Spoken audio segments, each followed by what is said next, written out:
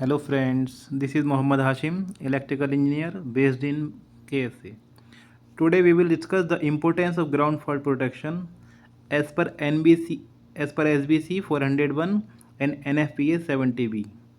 This photograph was taken during a routine preventive maintenance activity on 24th May 2026. Equipment is shown is a 3080 by 150 AF FDCB with integrated ground fault relay for a 3 kilowatt area lighting circuit. Let us analyze the key component. First, the FDCB. This is a 30 ampere trip, 150 ampere frame, 3 phase 400 volt breaker. It provides overcurrent and short circuit protection as per IEC 60947-2. Next, the ground fault relay. This device is integrated with the FDCB. Its function is to detect leakage current to ground and initiate a trip. This is mandatory under SBC 401 section 4.5.4. Finally, the nameplate data. 3 kilowatt confirms the connected load. Scheme A1-A1 ensures traceability to approved drawings, which is a requirement under SEC technical standard. As per SBC 401, ground fault protection is mandatory for circuits where fire risk or personal safety is the concern. The threshold for personal protection is typically 30 mA. For regulatory compliance in KSA, two major standards govern this installation.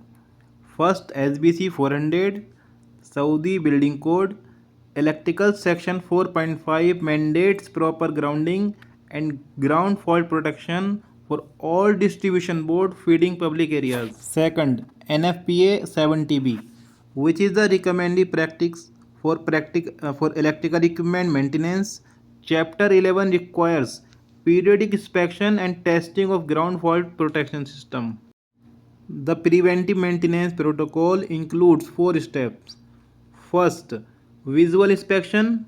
We check for signs of dust accumulation, loose connection, and physical damage. The enclosure in the image shows a clean installation which is a compliant. Second is functional test. The test button on the GFR should be operated every 6 months. This stimulates a fault and verifies the trip mechanism is working correctly. Third is insulation resistance test. Using a 500 volt megger, we ensure the circuit insulation is above 1 mega ohm as demonstrated in routine testing shown here. Fourth, documentation. All activities must be recorded in the preventive maintenance logbook with date, time and technician signature for SEC audit purpose. The date on this photo serves as a verifiable record. Primary purpose of the device is risk mitigation. A ground fault, if undetected, can lead to equipment damage due to sustained leakage current. It can also create a fire hazard, especially in high ambient temperature common in KSA. Most importantly, exposure to leakage current above 30 mA is hazardous to personnel. Best practices observed in this installation includes proper labeling with circuit details, schematic references. Also, the 3080 breaker is appropriately the 3 kilowatt lighting load, preventing nuisance tripping while ensuring protection.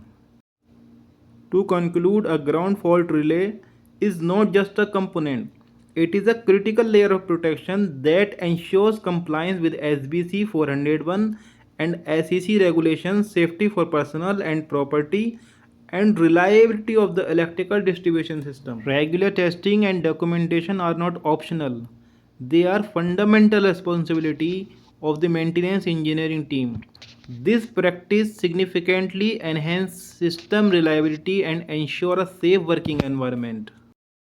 For engineers and technicians working in KSA, I recommend maintaining a standardized PM checklist based on NFPA 70B.